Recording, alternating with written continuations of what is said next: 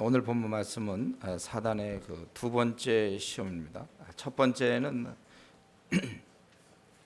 욥의 모든 그 소유를 다 빼앗았고 또 죽였고 또 자녀들을 다 없앴던 그가 원래 하나님께서 그는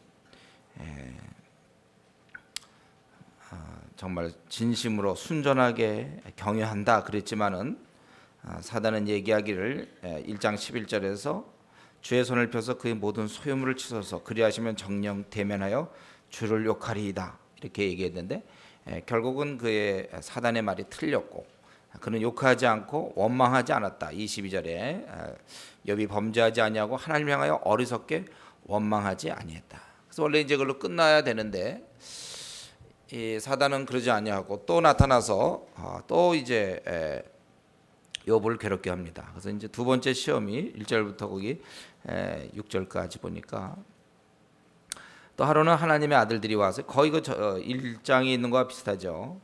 또 여호와 앞에 저들이 서가지고 그리고 하나님께 허락해 달라고 그러는 거예요. 뭐냐면 그 동안은 그가 자기 몸은 아니었으니까 자기 소유물만 공격했지 자기는 아니다. 그런데 이제 그렇지 않다. 여기 보면 4절에 가죽을 받고 오니 사람이 그 모든 소유물로 자기의 생명을 바꾸죠. 아마 속담이었는지는 정확히 잘 모르겠어요. 그래서 자기의 그동안은 자기가 편하니까 감사하는 것이고 이제는 만약에 그를 친다면 그의 몸을 친다면 그는 분명히 그 대면에서 5절에 뼈와 살을 치소서 그리하시면 정령 대면에 주를 욕하리이다. 분명히 하나님은 그가 순전한 자라고 말씀하시지만 사단은 그것을 부인하면서 그가 자기가 편하고 괜찮은 상태니까 하나님을 섬기는 것이고 그렇지 않으면 그는 욕할 것이다. 하나님의 섬김을 과소평가하는 그러한 것입니다. 그래서 우리 하나님께서는 다시 한번 그런 욥이 참된 자인 것을 드러내도록 하나님께서 허락하신 것입니다.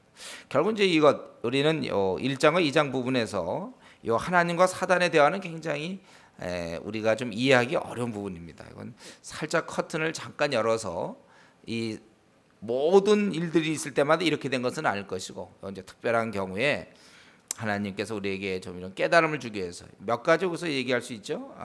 악이 아무리 강해도 하나님의 허용하는 범위 내에서만이 되기 때문에 우리에게 안심을 줄 수 있고 여전히 사단은 우리를 이렇게 공격하는 자로 이제 그렇게 묘사되고 있는 것입니다. 그래서 이제 그의 생명을 네가 해하지 말라. 그랬더니 그 7절부터 이제 사단이 이에 여호와 앞에서 물러가서 욥을 쳐서 그 발바닥에서 정수리까지 악창이 나게 한지라. 아주 그 거의 문둥병 비슷한 아주 심한 그런 피부병 질환 이런 것을 이제 주었다 이거예요. 그래서 욥이 제 가운데 앉아서 기와 조각을 가져다가 몸을 긁고 있더니 그 아내가 그에게 이르되 당신이 그래도 자기의 순전을 굳게 지키느뇨 하나님을 욕하고 죽으라. 그가 이르되 그대의 말이 어리석은 여자 중 하나의 말 같도다. 우리가 하나님께 복을 받았은즉 재앙도 받지 아니하겠느냐 하고 이 모든 일에 욥이 입술로 범죄치 아니하리라. 그래서 욥은 자기 몸 뼈와 살 이것을 공격했을 때 그는 기와 조각을 갖고 몸을 긁고 있으면서 결국 원망하거나 불평하지 않는 그러한 모습을 우리가 볼 수 있습니다. 그가 소유물을 다 잃었을 때 우리가 적신으로 왔고 또 적신으로 돌아간다. 이 땅에서 내가 애당초 소유가 없는데 무소유인데 내가 뭐 이런 거 가지고 원망할 수 있겠는가? 그렇게 견딘 욥이었지만 이제 그 적신에 온갖 악창이 정수리부터 발바닥까지 이제 퍼진 것입니다. 이렇게 한 그 사단이 이렇게 그 욥을 만든 이유는 오직 한 가지 목표를 갖고 뭐냐면 하나님을 어떻게 하든지 원망하도록. 우리 1장에서도 살펴봤지만 사단은 참 그걸 원하는 거예요. 우리가 하나님을 원망하는 말이 우리 입에서 나올 수 있도록. 그러니까 그는 어떻게 하든지 우리가 하나님을 섬기는 것은 다들 복 때문에 섬기는 것이다. 축복받았기 때문에 섬기고 하나님이 그렇게 하시니까 우리가 경외하지 왜 우리가 하겠는가? 계속 그것을 증명하기를 원했던 것입니다.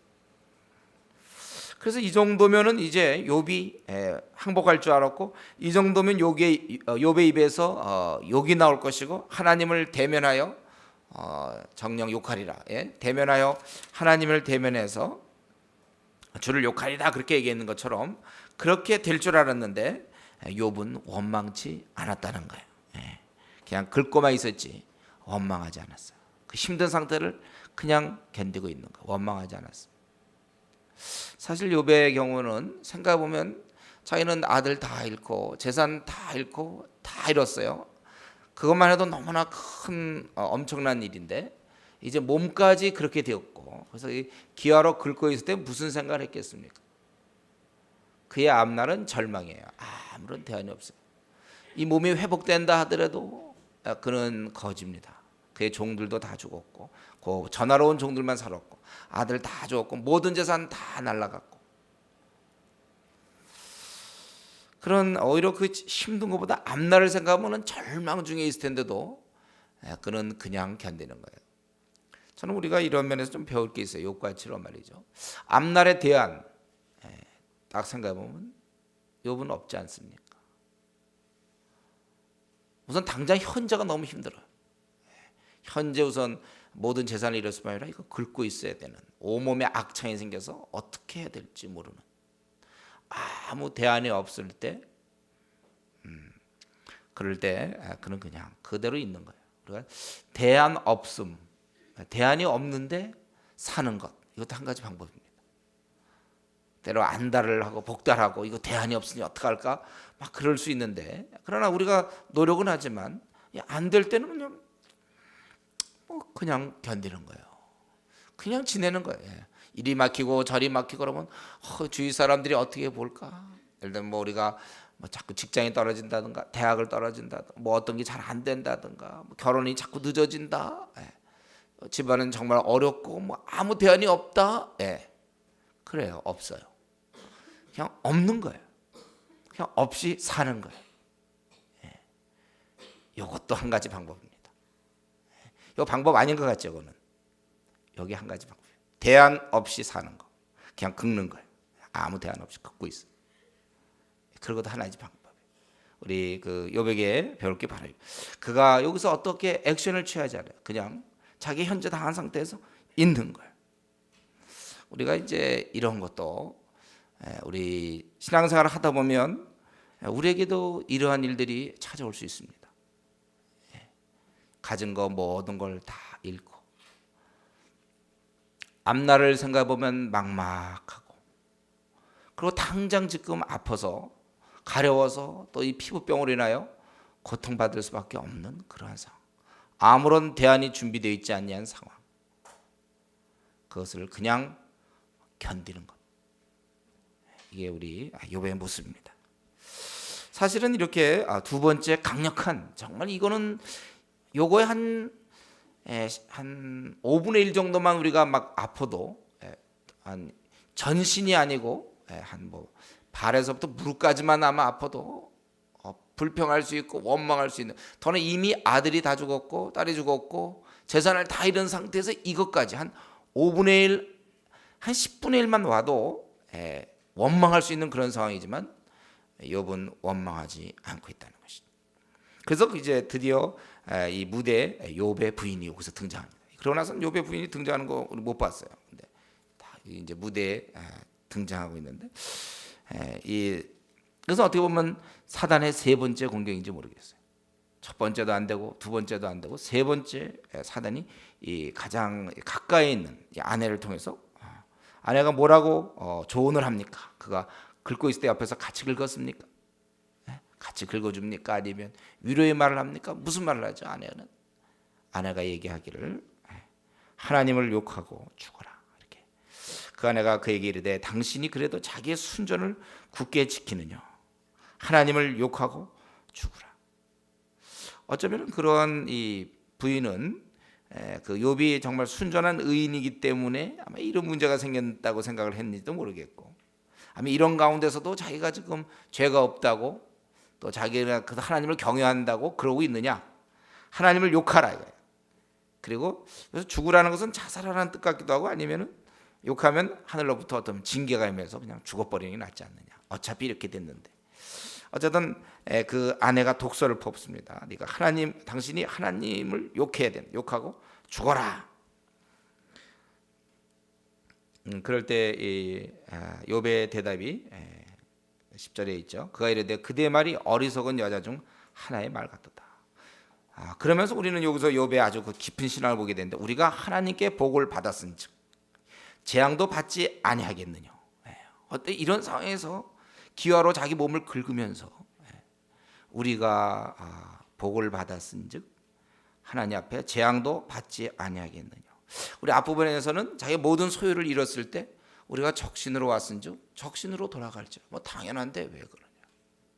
우리는 이 철학을 배워야 됩니다. 우리가 욥기 1장을 통해서 앞으로 우리가 거지가 된다 하더라도 뭐 거지구나. 뭐 해당초 우리 태어나면서 또 원래 거지에 우리 게 아무것도 없거든. 그러니까 잃은 게 없어요. 사실은 하나도 잃은 게 없습니다. 내가 막 재산을 잃든지 내가 어떤 어려움에서 참 누구한테 사기를 당하든지 아니면 뭐 화재가 나든지 무슨 지위를 잃든지 뭐 어떻게 하더라도 애당초 우리는 적신으로 왔기 때문에 적신 돌아간다. 이걸 여러분 꼭 마음에 생각해야 돼요. 그럼 그렇게 해서 이겨야 되고 여기서 또 두 번째 뭡니까? 우리가 하나님께 복을 지금까지 받았으니까 뭐 재앙도 받는 거 아니냐. 그러면서 이 모든 일에 입술에 범죄치 않다는 거예요. 참 그 사단은 집요하게 공격하고 있습니다. 아들을 다 죽이고 그러나서 왜 그때 아내는 안 죽였는가? 가만 보니까 요때 왜 아내를 남겨뒀는지 우리가 이유를 여기서 알 수 있어요. 그녀의 입을 통해서 사단이 이렇게 원했던 건 뭐냐면 하나님을 이길 수 있었던 게 하나님은 그가 순전하다고 그랬지만 아니요. 그 분명히 이제 그가 뼈와 살을 공격하면 이제 하나님을 원망할 것이다. 그랬는데 이제 그녀의 입을 통해서 하나님께 원망하라고 사실 부추기는 거예요. 그럴 때 사단은 얼마나 그걸 기다리고 있을까? 그가 하기를 이것만 좀 해주면 또 이 아내 입장에서는 얼마든지 우리가 이해가 되죠. 아내 입장 아들 딸 다 죽고 소유물 다 없어지고 재산 다 잃고 남편마저 그 심한 악창으로 그런 가운데서 심한 악창 고통당하고 있으니까 그는 그 여자로서 도저히 참을 수 없었어요. 그래서 당연했는지 모르겠어요. 이 여자 입장에서는 하나님을 욕하라 그리고 죽어라 이렇게 얘기했어요. 그는 이제 그것만 보이는 거죠. 자기의 소유가 다 없어지고 또 이 남편이 이런 식으로 고통당하는 것만 보이는 거예요. 우리 1장에서 했습니다. 여기서 근본적인 것은 어째서 이렇게 아들이 다 죽고 뭐 이런 거 하나님은 어떻게 이런 걸 허용하시는가? 그거 우리가 이런 질문을 던질 때마다 제가 지난 시간에 말씀드린 것은 무엇입니까? 이 죽음에 대한 이 관점이 다르다는 거예요. 하나님과 우리 애당초. 그건 지난번 충분히 했으니까. 아직도 이런 질문하는 사람 많이 있는데 우리 하나님을 욕하고 죽어라. 참 지독한 시험인 것 같아요. 이 욥에 있어서는 정말 이런 시험이 있을 수 있습니까? 그리고 이 욥의 이런 시험이 욥이라면 약간 그 정신적으로 좀 이상한 사람. 뭐 원래 이래도 그냥 뭐 재앙도 받는다. 이런 사람이 아니란 증거가 바로 3장입니다. 3장에 자기의 이것을 3장을 통해서 우리가 보면 알지만 참 자기의 그런 생애를 저주하고 자기가 정말 왜 이렇게 태어나고 그리고 죽기를 소망하는 이 정도의 그 욥이에요. 그 정도의 지금 중심은 그런 식으로 불타오르고 그렇게 그런 고통스러워하지만 그러나 그는 입을 열어 하나님을 입술로 범죄치 아니했던 것입니다. 우리는 여기서 이러한 때때로 놀랍게도 주를 대적하는 세력의 그 공격이 그 시험이 아주 가까운 가족을 통해서도 올 수 있다는 사실. 어쩌면 가장 제일 가까이 있는 아내를 통해서 하나님의 뜻을 대항하도록 그럴 수 있다는 거예요. 그러니까 항상 깨어있지 아니하면 가족이든지 또 친구든지 또 교회 성도라 할지라도 마찬가지. 우리 이런 걸 참 조심해야 돼요. 이거 보면 이때 이 여인은 이 아내는 완전히 사단에 의해서 사용되고 있는 거예요. 하나님을 욕하라. 이유는 충분한 것 같죠? 우리가 이러한 시험이 우리에게 있다는 것도 기억해야 됩니다. 근데 우리 이 욥은 마음속에 많은 회의와 갈등과 어려움이 있었겠지만 입으로 범죄하지 않는다는 것. 이 갈등은 있어도 입까지 나오지 않는. 그러면서 오히려 복도 하나님께서 주셨으니 재앙도 받을 수 있다. 이렇게 말함으로써 그 승리하는 그런 모습을 볼 수 있습니다. 어쨌든 욥은 자신의 몸 그리고 아내 이 두 가지는 우리 인생에 있어서 제일 가까운 바로 자기 영혼에 접해 있는 거 아닙니까?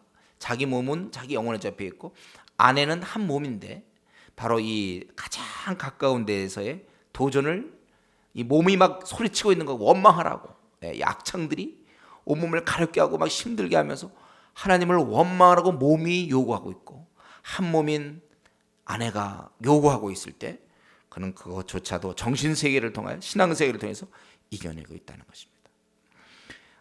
인간은 연약하지만 아주 연약한 존재지만 그러나 욥처럼 하나님을 경외하면서 또 흔들리지 않을 수 있는 존재인 것을 우리 이것을 통해서 본문을 통해서 알 수 있어요. 우리는 어느 상황까지 가서 어느 상황까지도 불평을 터뜨리지 않을 수 있는가? 그거의 그 어떤 상한선. 어디까지 우리는 불평을 터뜨리지 않을 수 있는가를 욥이 보여주고 있는데 그것은 바로 이렇게 자식이 다 죽어도 모든 재산 다 잃어도 그리고 아내까지 공격을 해도 그래도 불평을 터뜨리지 않을 수 있다 이거예요. 이런 상황에서도 하나님을 그가 경외했다는 것이죠. 저는 이런 말에서 너무나 오늘날 이렇게 좀 쉽게 우리가 상황 얘기를 하는 게 아닌가. 너무 쉽게 상황 때문에 그냥 어쩔 수 없다. 하나님을 공경하면서도 상황을 들어서 기도해야 되는데 너무 피곤하다. 하나님 말씀 봐야 되는데 너무 바쁘다. 우리는 이 상황을 통해서 오늘 물론 이제 좀 소극적으로 범죄하지 않은 거지만 적극적으로 하나님을 섬기는 하나님을 경외하는 데 있어서 상황을 얘기를 많이 하지만 우리 이런 상황에서도 그는 하나님을 경외했다면 우리가 너무 쉽게 우리의 그 믿음 없음, 신뢰함 없음 그것을 드러내지 않도록 우리가 조심해야 될 것입니다. 마음에 갈등은 있어도 입으로 고백되지 않도록. 저는 이걸 어떻게 그러면 이 욥이라는 사람은 이렇게까지 아들 한 명만 죽어도 당장 회의가 될 텐데 아니면 당장 가렵지 않더라도 증상은 없어도 예를 들면 암 같은 거 하나만 걸려도 그거에 대해서 아니 잘 힘든 어떤 우리 뭐였냐 류마티스라든가 디스크라든가 이런 것만 걸려도 또 하나님에 대해서 좀 힘들어할 수 있는데 어떻게 이렇게 무서운 시험, 불같은 시험을 이길 수 있었는가? 그래서 어떻게 그것이 가능했겠는가? 이것은 오늘 본문 우리 본문에서도 나와지고 또 우리 1장에서도 좀 나와지는데 우리가 이 시험을 이길 수 있는 방법은요. 평소에 훈련되어 있어야 되는 거예요. 갑자기 그 상황에서 갑자기 신앙이 발휘되는 게 아니라 평소에 준비되어야 된다는 것입니다. 우리 이러한 문제는 우리의 경건, 우리의 그런 기도에 따라 다르고 우리 보면은 욥은 평소에 그 1장 5절에서도 혹시 내 아들이 죄를 범하면 마음으로 하나님을 배반할까 하미라. 욥의 행사가 항상 이러하니라. 항상 그런 일이 잔칫날이 지나면 성결케 하기 위해서 명수대로 번제를 드리는 평소에 그는 늘 이렇게 경건에 힘썼다는 거예요. 이렇게 평소에 했기 때문에 우리가 이길 수 있는 것입니다. 그래서 우리 주님께서도 말씀하셨죠. 시험에 들지 않게 깨어 있어 기도하라. 깨어 있어 기도하라. 우리 사단은 쉬지 않고 우리를 공격합니다. 그런데 우리가 넘어지지 않는 방법은 우리도 역시 깨어 있어서 기도하는 거예요. 사단은 늘 우리 올 것이고 우리는 깨어 있어서 기도하는 거예요. 그러니까 우리가 무슨 영화 같은데 보면 무슨 짐승이 올 때 횃불 같은 거 들고 있으면 되죠. 횃불, 그렇죠? 횃불에서 막 여우든지 늑대들이 이렇게 왔다가도 횃불 있으면 감히 접근을 못하죠. 그럼 횃불이 그때 꺼지면 어떻게 되나요? 그런 영화는 없었나? 꺼져갖고 잡혀먹은 영화 그런 거 없나? 아슬아슬하게 꺼질 때쯤 다른 방법이 있었는지 모르겠지만 꺼지면 그건 죽는 거야 이제. 이런 것 비슷해. 기도가 그런 겁니다. 왜냐하면 우리 베드로 사도가 얘기했죠. 근신하라 깨어라. 너희 대적 마귀가 우는 사자같이 두루다니며 삼킬 자를 찾나니. 이 대적 마귀가 사자같이 우리를 공격할 때 우리는 기도의 횃불을 가지고 이기는 것입니다. 그래서 기도하지 아니하고 보통 기도 안 하는 이유는 이제 게을러서 잠을 자기 때문에 그렇죠.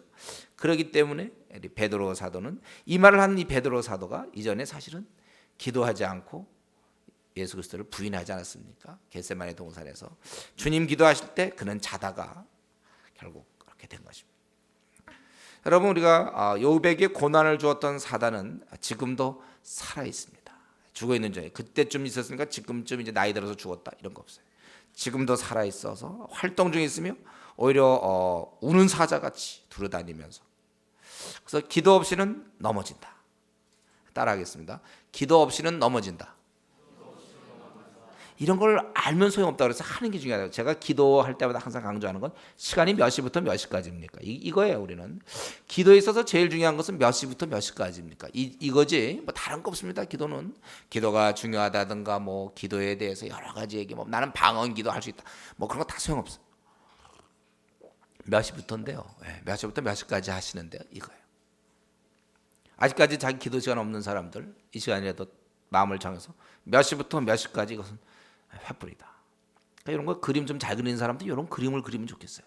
그래서 제가 참 이 만화를 좀 어릴 때 배웠어야 되는데 나 이 그림을 참 머릿속에 이런 게 자꾸 떠오르는데 일단 횃불이 꺼진 모습 그래서 이제 막 찢기는 모습 같은 거 하나 그리면 좋겠어요. 그래서 기도 없는 자, 기도 시간이 없는 사람, 아무 때나 기도하는 사람 이거 안 된다는 거예요. 기도 없이는 넘어지는 거예요. 사단은 빨간 날이 없다는 거예요. 공휴일이 없어요. 사단은 공휴일이 없고 그래서 우리가 항상 기도로 이겨야 되는 거예요. 내가 어떤 것을 생각할 때 왜 내가 그렇게 생각하며 왜 이렇게 내가 넘어가는가? 기도 생활이 없으니까. 근데 여기서 제가 이 욥이 이렇게 이길 수 있었던 것은 그 1장의 그러한 모습 늘 그가 평소에 경건의 연습을 많이 했다는 거예요. 늘 경건을 쌓았어요. 경건의 연습을 해서 이길 수 있도록. 바울 사도가 이길 수 있었던 방법은 무시로 깨어 기도했죠. 바울 사도는 무시로 기도했다고 했어요. 저는 이게 기도 시간을 얘기하지만 그는 아예 그냥 하루가 기도야. 다 무시로 기도하는 것. 그러니까 이 주를 대적하는 세력이 질 수밖에 없었다. 그리고 두 번째는요. 왜 그는 시험을 이렇게 이길 수 있었을까? 제가 살펴보니까 첫 번째는 그는 경건과 기도 생활이 있었다는 거. 두 번째는 그에게는 바른 지식 바른 신학을 그가 갖고 있었다는 거예요. 그 바로 거기 10절에 있는 것처럼 우리가 하나님께 복을 받았은즉 재앙도 받지 아니하겠는가. 이 복을 받았은즉 재앙도 받지 아니하겠느냐. 우리가 보통 얘기하는 거잖아요. 우리가 일반적인 보통 교인들이 생각하는 거. 내가 신앙생활 잘하기 때문에 좀 내 앞날이 좀 평탄할 것이다. 내가 신앙생활 좀 이렇게 열심히 하니까 좀 순탄한 길을 주실 것이다. 내가 이렇게 신앙생활 하니까 하나님이 복을 주시고서 그런 것이다. 우리는 하나님 하면은 항상 우리가 복 주시는 분. 근데 이 말은 원래 맞는 말이에요. 그렇죠? 그러나 이제 복의 그 내용이 때로 우리를 연단시키고 고난과 환난도 우리 들어있다는 걸 생각해야 되는데 지금 오히려 지금 이렇게 신구약 66권이 완성된 지금 우리 한국 교회 같은 경우도 아직도 성도들 중에는 아직도 기복신앙에 빠진 사람이 얼마나 많습니까? 예수 잘 믿으면 좀 잘 풀릴 것이다. 그래서 우리가 뭐 좀 주님의 일 좀 하면 그래서 교회 봉사하는 사람들 참 많아요. 뭔가 좀 주님의 일을 많이 해야 그래야 이게 약간 이렇게 하니까 이렇게 이뻐 보여서 그거는 보통 이제 초등학교 때 그 선생님이 하던 거거든요. 그게 그래서 이렇게 잘하면 이 선생님 칭찬해주고 또 뭐 하면 요거 그거 아직도 생각하는 사람이 있어요. 근데 욥은 참 어째 그 당시 이런 생각했는지 모르겠어요. 하나님께 복을 받았은즉 재앙도 받을 수 있다. 그런 건 우리 신앙의 중요한 문제가 아니라는 거예요. 욥은 온다고 그렇게 고백했다.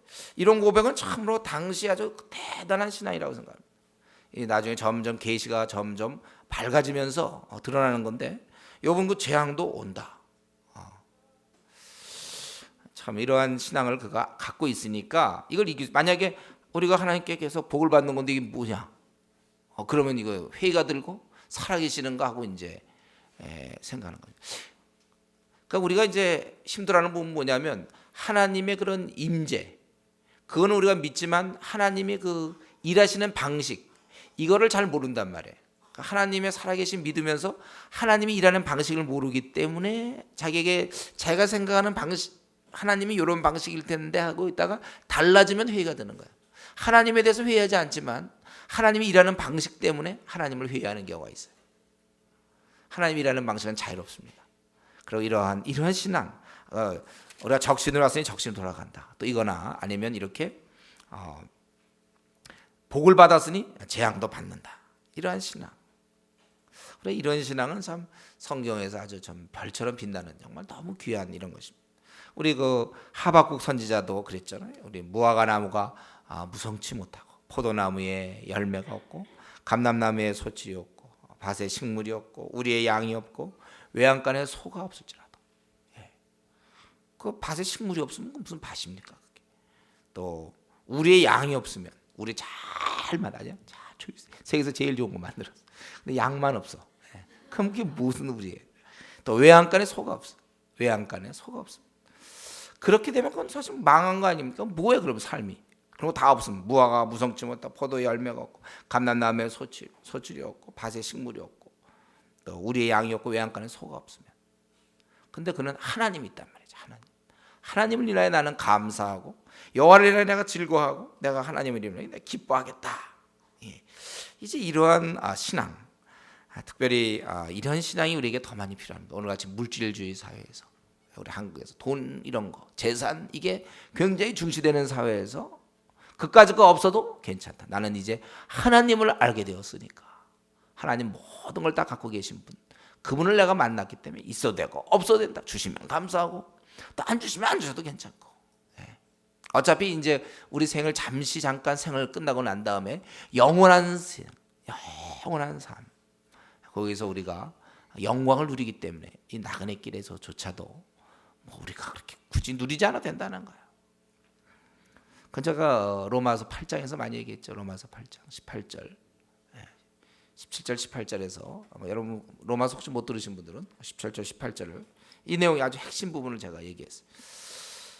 우리 사도 바울도 그러지 않았습니까? 내가 비천에 처할 줄도 알고 풍부에 처할 줄도 알아. 모든 일에 배부르며 배고픔과 풍부와 궁핍에도 일체의 비결을 배웠노라. 이 땅의 삶은 어차피 잘 풀릴 수도 있지만 잘 풀리지 않을 수도 없습니다. 잘 풀리지 않을 수도 있다는 거예요. 이 세상이 자꾸 꼬여요. 태어나면서부터 꼬이고 가정적으로 꼬이고 또 뭐 대학으로도 꼬이고 또 직장으로 뭐 결혼으로 계속 이 땅에서는 뭐 어떤 데 잘 풀리는 것 같기도 하고 어떤 데 전혀 안 풀릴 수도 있어요. 그러나 그런 것이 중요한 게 아니죠. 복도 받았으니 내가 재앙도 받지 않겠느냐. 이런 신앙이 있다면 이런 그런 문제가 아니니까 우리 바울 사도처럼 자기가 비천에 처할 줄도 안다. 비천 우리가 온다는 거. 뭐 그렇게 견디는 거죠. 이러한 그 무명의 세월이 있을 수도 있고 고통의 세월이 있을 수도 있고 또 잘 풀릴 수도 있고. 그러나 이런 것들은 별로 그렇게 중요한 게 아니라 자기는 자족을 배운 사람이에요. 다 만족하는 사람이에요. 빌립보서 4장 12절, 11절, 12절 이렇게 보면 자기는 그 일체의 비결을 배운 사람입니다. 되면 되고 또 안 되면 또 뭐 안 돼도 괜찮아. 왜? 주님 만났으니까. 주님이 모든 것보다 천억만 배나 더 값진 분이시기 때문에 그분 만났기 때문에 자기는 뭐 풀려도 되고 안 풀려도 된다 이런. 우리가 신앙생활 하다 보면 자기 어떤 때가 있어요. 요때. 근데 거기 잘 안 된다고 이렇게 안달하는.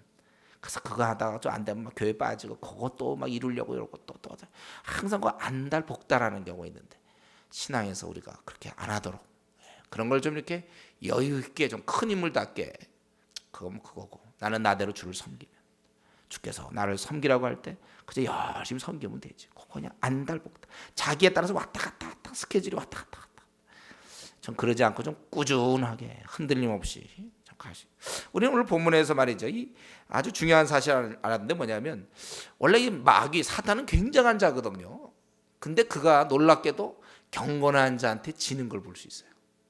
우리 인간이 얼마나 연약한 자입니까? 그러나 하나님을 신앙을 가지면서 경건한 자가 막강한 사단의 권세를 깨는 거예요. 영적 세력을 이긴 것입니다.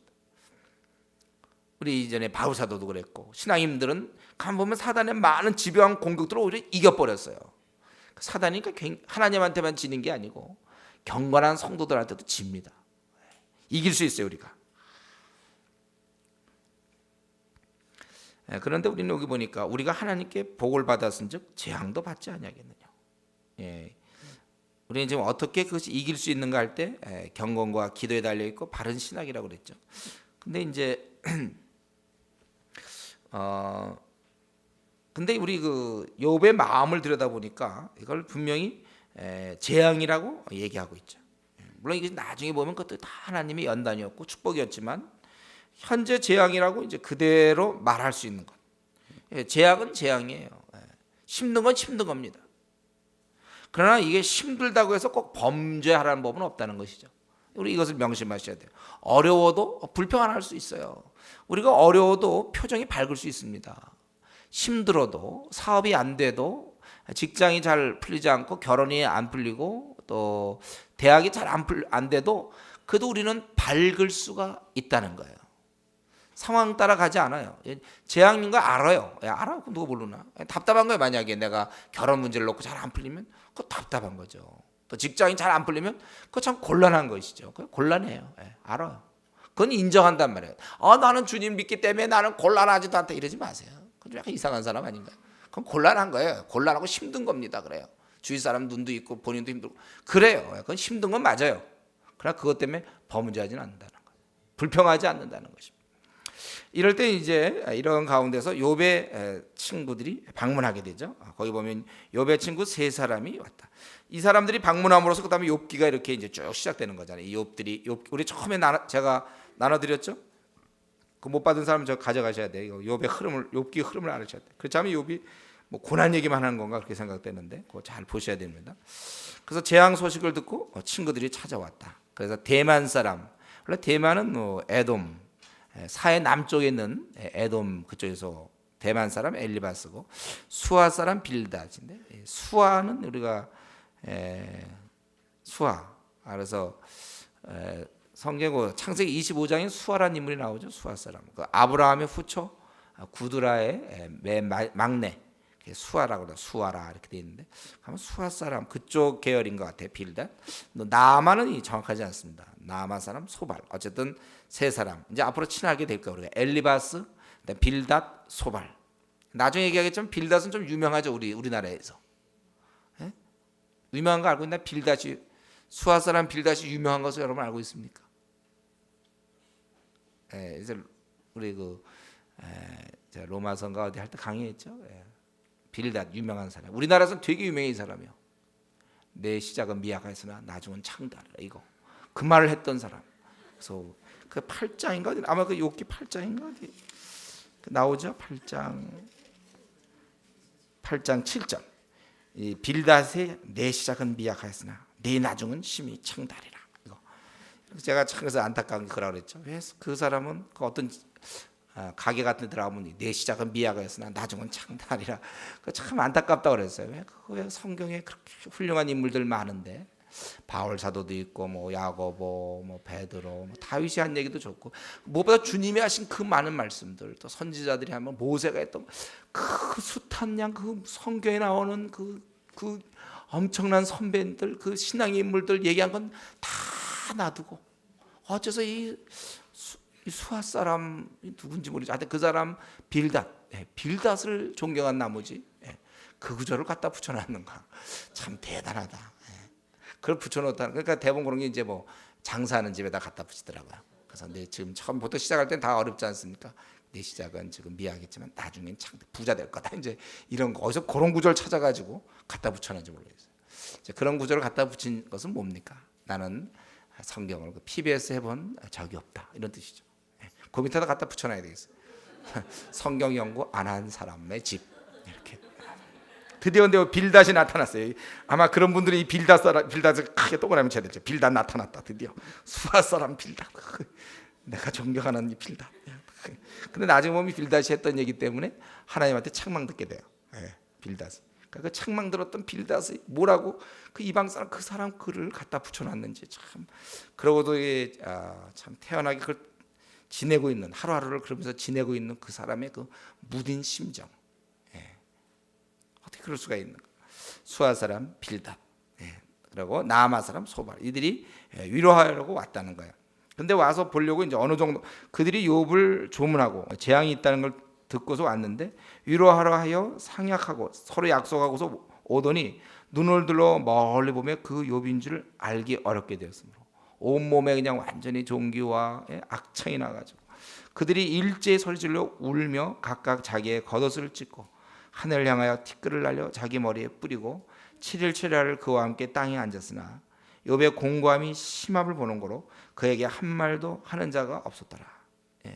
워낙 비참해서 위로의 말을 건넬 수가 없다는. 이거는 그 정도로 이 욥이, 우리가 혹시 욥이 그러면 좀 웬만큼 어려웠기 때문에 그렇게 견딜만 했기 때문에 불평을 하지 않은 게 아닐까, 이런 의문을 여기서 제거해 주는 거예요. 세 사람이 울 수밖에 없는, 한 사람이 아니고 정말 두세 증인, 세 어떻게 보면 증인이 될 수 있는데 이들이 울 수밖에 없어요. 온 몸에 그렇게 됐다 그러죠. 그걸 보고 울 수밖에 없어요. 욕 같지가 않은 거예요.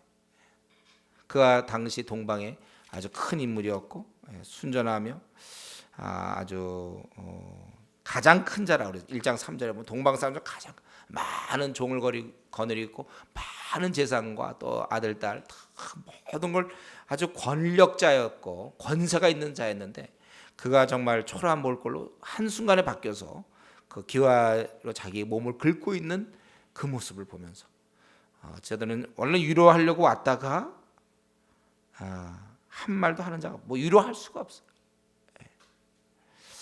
이 사실은 이렇게 때로 우리가 어떤 경우 위로할 수가 없을 때 있죠. 말을 못하는 경우 그냥 가서 있는 것이 위로가 될 수 있어요. 성경은 이렇게 위로하는 것을 아주 좋게 생각하죠. 우리가 피차 우리 성도 간에는 힘든 상황이 있을 때 서로 위로하고 격려하고 이런 걸 특별히 21세기 현재는요, 우리가 하나님께 은사를 위해서 기도할 때 다른 것보다도 이 격려할 수 있는 이런 걸 우리가 많이 얻어야 돼요. 상처받은 사람이 워낙 많기 때문에 그걸 해. 근데 이제 나중에 보면 이제 이 세 사람이 오히려 어떻게 됩니까? 욥을 괴롭혀요. 이것도 어찌 보면 또 사단의 공격일지 모르겠는데 이제 이 세 사람이 계속해서 이제 우리가 그래서 이들이 계속 욥에 대해서 공격하고 욥이 답변하고 그러면 이제 이 세 사람을 상대로 지금 또 욥이 싸우는 거예요. 그래서 대만 사람 엘리바스가 얘기하면 그 다음에 또 그 욥이 답변. 이제 앞으로 우리가 그걸 계속 그걸 이제 앞으로 할 겁니다. 그래서 욥이 당하고 또 그에 답변하면 그 다음에 이제 빌닷이, 그러니까 세 명에서 연합 전선으로 공격을 하게 되고 그가 그것을 답변하는데, 그러니 이제 그 다음부터 쭉 4장부터 시작해서 아주 한참 하죠. 거의 이제 욥 끝날 때까지 우리 그렇게 하는 것을 우리가 거의 31장까지 이렇게 하고 그 다음에 이제 다른 사람이 나타나죠. 엘리후. 그러니까 거의 한 30장 정도가 이렇게 이들과의 대화. 이들은 이제 공격하는 거고 욥이 방어하고 서로 얘기하고 그러는 이제 모습을 볼 수 있습니다. 우리 3장은 제가 보기에 이거는 여기서는 특별히 그 욥이 얼마나 그 심한 상태인가 그거를 기술하는 게 목적인 것 같아요. 그래서 욥이 입을 열어 자기 생일을 저주하니.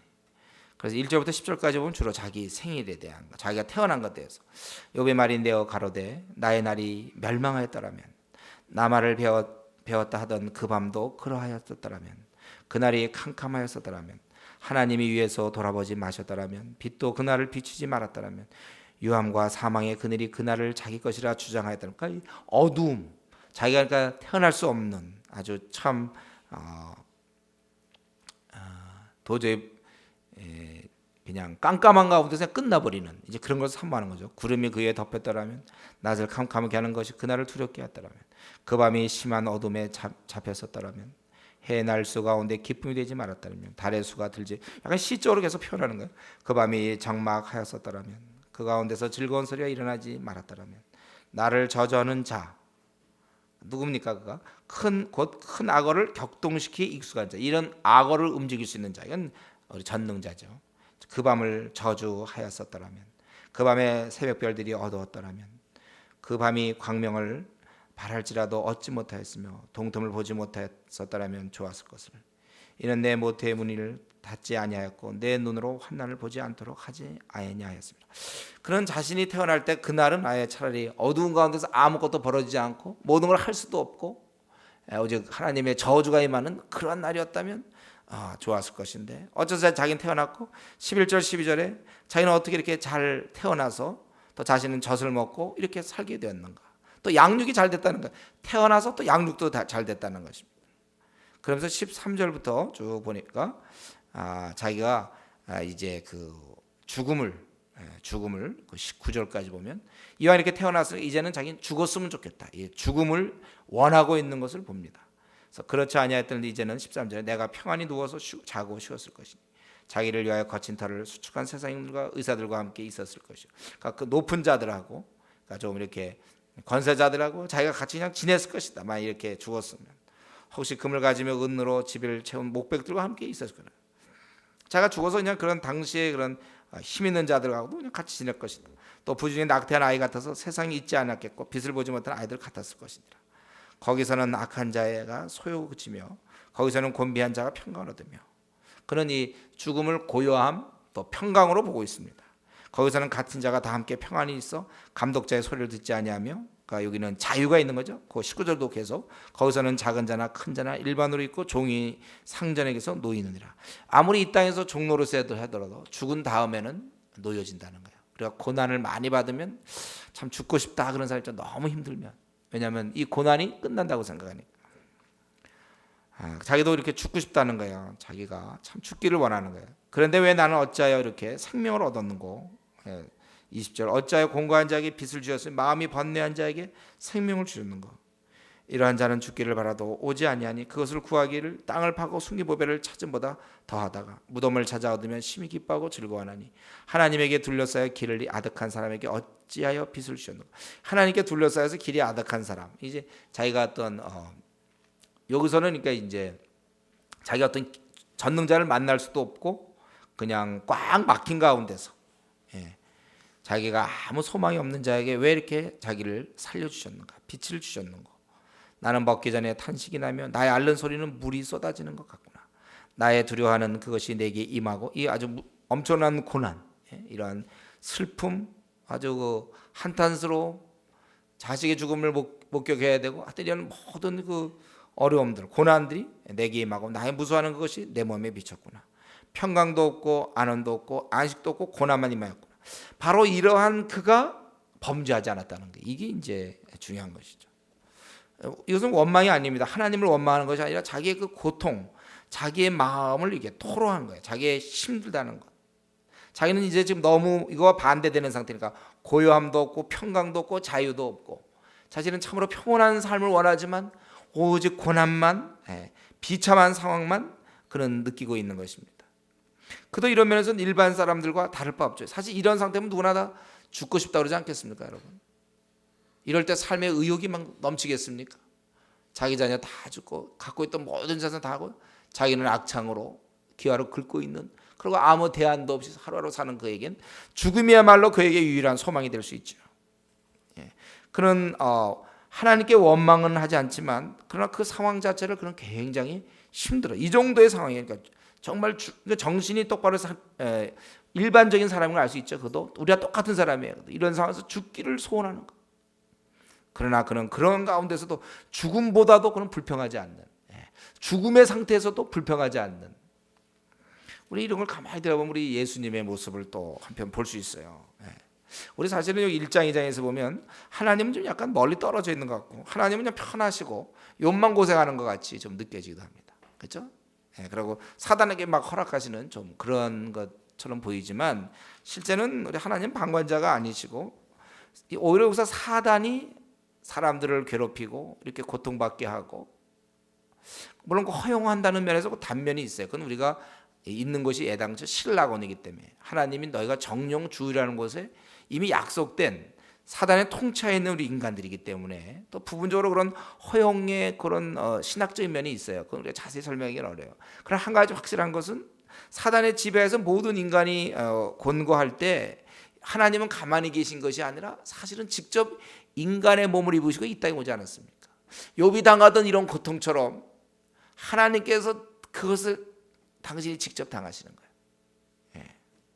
그래서 마귀의 자식들, 세상 사람들, 그들에 의해서 조롱을 당하고 채찍질 당하고 비웃음 당하고 가시면류관 쓰게 되고 찔림을 당하고 못 박힘 당하고 그래서 죽는 것입니다.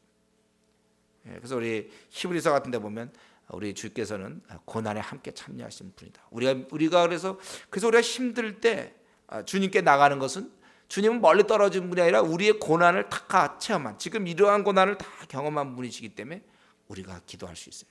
그러니까 우리는 욥보다는 훨씬 더 지금 좋은 조건에서 고난을 맞이합니다.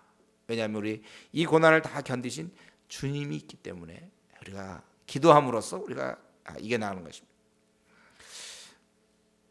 우리는 여기 그가 이 힘든 상황, 아주 몹시 힘들어하는 상황을 볼 수 있어요. 자기가 왜 태어났는가, 그리고 왜 내가 죽지 못하는가, 아주 힘든 거예요.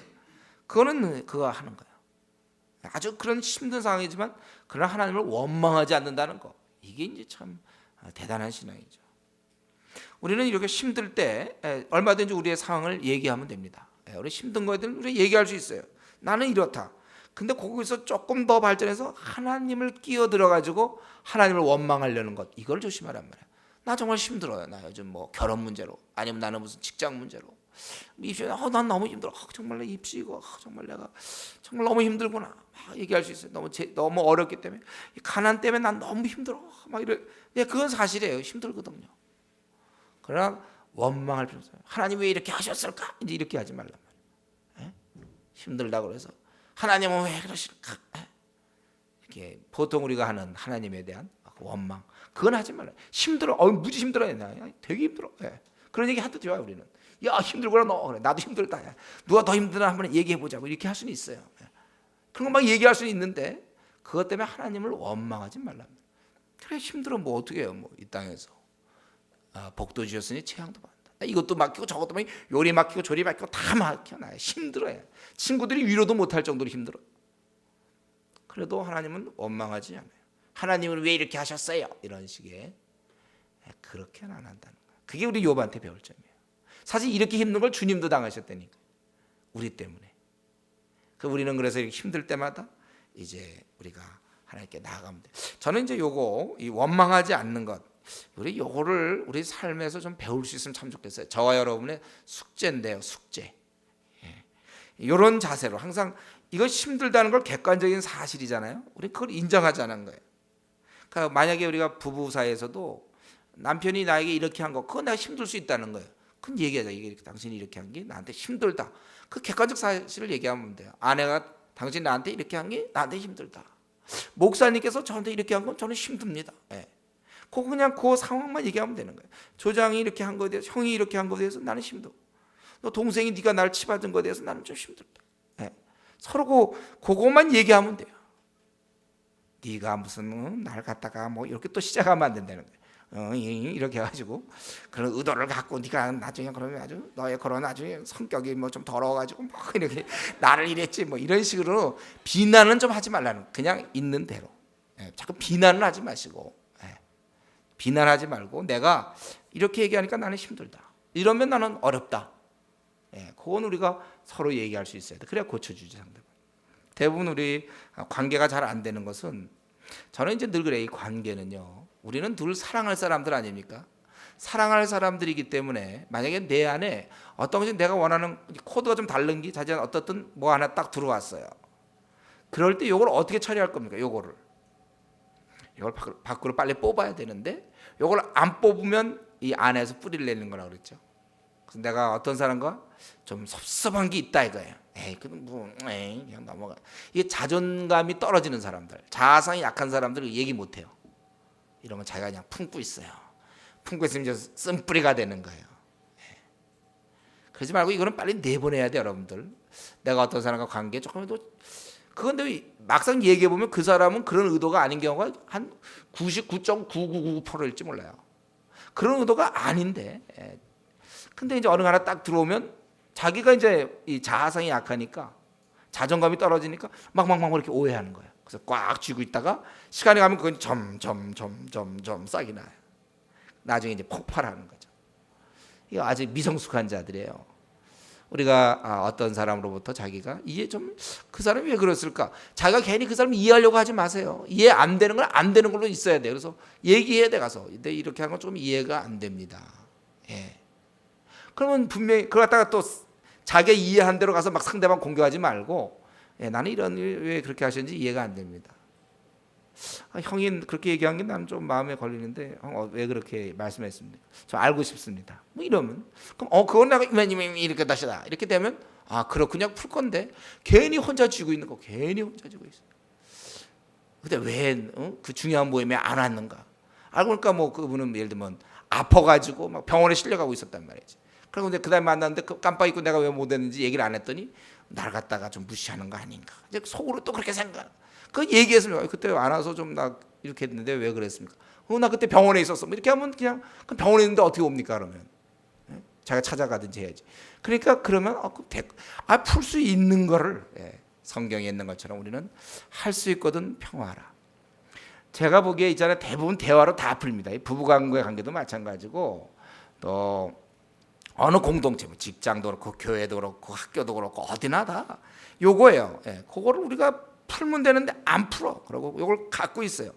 자존감이 약하니까 이걸 얘기를 못 하는 거예요. 혼자 갖고서 계속 이렇게 그러니까 상대방 그런지도 모르고 이제 저렇게 지내고 있는데 혼자 하고 있다가 뻥 하는 거지 나중에. 우리 그렇게 하면 안 돼요. 자기가 이런 식으로 우리 이거 사실 욥도 이런 얘기를 우리 하나님 다 들었을 거 아닙니까? 그럼 뭐 힘든 거니까 힘든 거.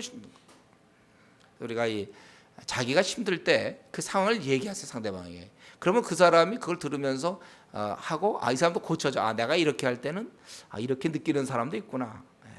우리 가만 보면 우리가 다 또 회개한 우리 늘 하나님께 기도하며 그런 걸 모른단 말이야. 자기가 그런 일을 했을 거라고는. 우리 기도하잖아요. 몰라서 그러는 거 대부분. 얘기해야 돼 여러분. 이게 형제를 사랑하는 길입니다.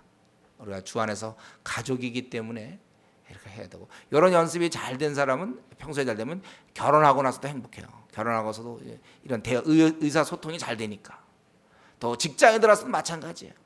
어딜 가도 교회 공동체도 마찬가지고 자기 혼자 괜히 그리고 자기 혼자 막 판단하는 거예요. 그게 아닌데 이런 건 뭐 너무 많은 일이기 때문에 너무 이런 건 많기 때문에 뭐 제가 일일이 다 얘기도 못 하겠는데 저도 그동안에 한 학생 운동 한 20년 하면서 수많은 사람 만났는데 이런 일이 너무 많아요. 어쩌면 이런 일이 학생 운동인지도 모를 정도예요.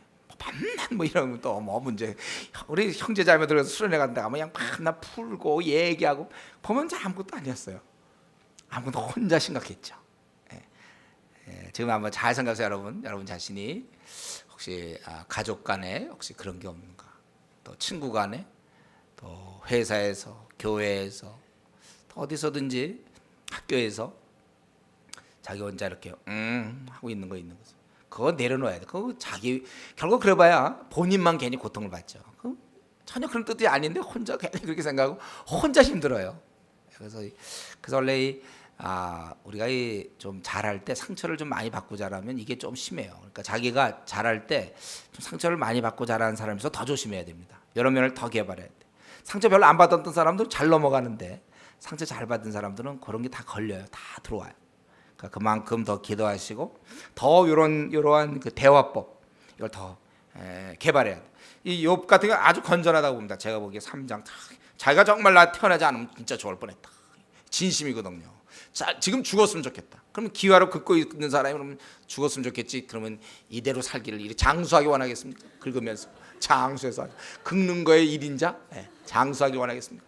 온몸을 긁으려면 굉장히 빨리빨리 움직여야 될지 몰라. 여기 가려는데 저기 하고 막 악창이 생기고 그럴 때 그걸 갖다 그러면 솔직히 자기 죽었으면 좋겠다.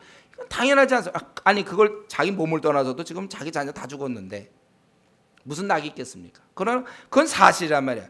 그렇다고 해서 하나님을 원망해야 되느냐? 그건 또 아니라는 거죠. 우리 이걸 분명히 배워야 돼. 우리는 이러한 처절한 고통일 때 보통 사람들은 다 죽기를 원합니다. 그만큼 확실한 고통이었죠. 우리 사람들이 무슨 방법이 있습니까? 우리 연약한 우리가 지금 세상 사람들 사실 좀 잘 풀리기 때문에 그렇지 잘 안 풀려 보세요. 다 죽기를 원하죠. 죽었으면 좋겠다는 사람이 지금 죽지 못해 사는 사람들이 얼마나 이 주위에 많은지 몰라요. 우리가 기쁨 가운데 살지만 얼마나 많은 사람들이 사실은 모든 인간은 죽기를 원치 않으면서도 하도 생이 고달프니까 정말 죽었으면 좋겠다는 사람들이 우리 주위에 많이 있다는 거예요. 그래서 우리 교회가 커야 돼요. 빨리 우리 교회가 커서 그런 사람들 다 모아서 있잖아요. 고통받는 사람, 또 나이 들어 막 병 앓고 돈 없고 이런 사람들이죠. 우리 교회 빨리 커서 저쪽 우리 좀 강원도 쪽에 좋은 그 풀밭, 물이 흐르고 산이 있어야 된다고 그랬죠 제가. 그런데다가 넓은 데 자리 잡아서, 그래서 우리 그런데 재정이 우리가 되면 그런데 해서, 또 아니면 누가 어떻게 기증이 될지 몰라. 그래 교회가 크다 보면 기증하는 사람도 있어요. 나중 보면 그런 사람이 있어요. 그렇게 하면 우리 그런 데서 우리가 항상 돈만 생각하면 안 돼. 하나님 주시면 주신 거는데 그런 데 가서, 그런 넓은 데 가서 우리 그런 사람들에게 소망을 줘야 돼. 정말 자식에게도 버림받고 뭐 그렇게 이렇게 쓸쓸하게 생을 보낸 사람도 많이 있습니다. 고통 중에 있는 사람이 많이 있습니다. 여러분, 우리만 지금 이렇게 행복한 거 생각하면 안 돼요. 우리 그들을 위해서 준비해야 돼요. 우리 그들을 위해서 교회가 부흥해야 되고 그들을 다 도와줘야 됩니다. 그들에게 이제 주님이 계시다. 주님이 계심으로 비록 생은 이렇게 고달퍼도 주님 계시기 때문에 그 소망이 이 고달픔을 이겨버리는 거예요. 그래서 우리가 항상 기뻐할 수 있는 거 아닙니까? 신약 시대 때는 사실 이때 욥도 만약에 이때가 주님을 알았다면, 주님의 이런 것을 알았다면 훨씬 견디기 쉬웠을 텐데, 우리에게는 주님이 계시기 때문에 모든 문제로 기도할 수 있어요. 주님께 우리가 탄원합니다. 우리에게는 이 주님이 계셔요. 이런 문제를 풀어주실 참 우리의 선한 목자가 계시기 때문에 우리는 참 좋죠. 그리고 오히려 고난이 있으면 그건 주님께 더 나가라고 밀어주는 바람이다, 이렇게 생각하면 돼요. 고난이 있을 때 그래도 기도 안 하는 사람이 물론 있습니다. 기도를 워낙 안 하기 때문에 웬만한 고난을 받아도 기도 안 하고 버티는, 뭐 보통 맷집 좋은 사람들이라고 그러죠. 고난이 그 정도면은 기도해야 되는데 안 해요. 워낙 좀 세니까. 그건 참 곤란하죠. 우리가 기도해요. 고난은 기도하고 주님께 나가는 것입니다. 저는 이 3장을 보면서 이 정도 상황인데도 우리 이 욥은 원망하지 않았다. 우리의 신앙의 선배 욥은 원망하지 않았다. 사단이 원하는 것은 하나님이 사단이 원하는 건 뭐냐면 우리 성도들에게 하나님이 너희를 잘해주니까 너희가 경유하는 것을 증명해라. 너희는 그러니까 왜 경유하느냐? 간단한데 하나님이 너희들 좋은 거 주시니까 너희가 경유하지 않느냐. 아주 평가절하하고 그렇게 하는 것이죠. 사단은 그걸 우리가 드러내길 원해요. 그러니까 우리가 원망할 때마다 쾌재를 부르는 거예요. 그렇지, 너희가 그렇게 원망하는 이유가 그거다. 너희가 그동안 하나님 섬긴 거 잘 풀리니까 섬겼지. 야, 한번 결혼 문제 한번 막아보든지, 아니면 직장 문제 좀 한번 안 풀려보라. 너희가 무슨 하나님을 경유하겠느냐. 원망하고 교회 안 다니기 시작하고 뺀질뺀질거리고 그러겠지. 열심히 내던 자가 뒤로 물러날 것이고. 그게 사단이 원하는 거예요. 그러나 하나님이 원하는 건 무엇입니까? 내가 너희들에게 복을 안 줘도 너희 나를 경유하겠는가? 일이 그렇게 안 풀려도 너는 충성하겠는가? 죽도록 충성할 수 있는가? 불행한 일이 닥쳐도 하나님을 원망하지 않는 것을 드러내기를 우리 하나님께서 원하는 것입니다. 우리 지금까지 올 한 해도 우리는 참 많은 일을 겪으면서 여기까지 왔습니다. 우리 오늘 이 본문을 통하여 사단이 원하는 건 확실하죠. 우리가 어떻게 하든지 불평하는 거, 뭐든지 어느 걸 잡아서든지 우리가 하나님을 불평하는 것이고, 하나님께서는 어떠한 상황이라도 순전하게 경유하는, 분명히 정령 대면하여 욕하리라 그렇게 얘기했지만 그렇지 않다고 믿어주시는 우리 하나님. 우리 하나님께서는 우리가 하나님을 잘 경유하고 또 언제든지 감사하고 기뻐하는 그러한 신앙이 되기를 원하십니다. 현재 우리가 어떤 어려움이 있고 어떤 힘든 상황이 있습니까? 이런 가운데서도 내가 불평 없는 사람이 되게 해달라고 또 이 시간 다시 한번 마음을 정하고 기도하고, 현재 이런 상황 때문에 내가 감사가 부족한데 내가 더 감사를 많이 할 수 있는 사람, 어떠한 상황에서도 불평 대신 감사가 넘치는 그런 사람이 되게 해달라고, 또 그렇게 되기를 결심하는 그런 여러분 되기를 바랍니다. 같이 한번 기도하겠습니다. 우리 이 시간에 좀 통성으로 기도할 것은, 우리에게 시험은 계속되고 있고 오직 기도로서만 우리가 깨어 근신함으로 이길 수 있는데, 내 기도 생활은 몇 시부터 몇 시까지인가 다시 한번 생각해보고 결단하고, 우리 욥으로부터 배우는 이런 복도 받았으니 내가 재앙도 받는다, 그건 나를 갖다가 뭐 관계없다, 내 삶에. 우리에게 그러한 신앙이 되도록. 그리고 1장에서 우리 살펴본 것처럼 빈손으로 왔기 때문에 이 땅에서 그렇게 욕심 부리고, 나 이 땅에서 그렇게 집착만 하고, 이 땅에서 뭐 그렇게 그냥 거지처럼 살아도 나는 감사하는 신앙이 되게 해달라고, 하나님께 우리 이 시간에 한번 같이 기도합시다.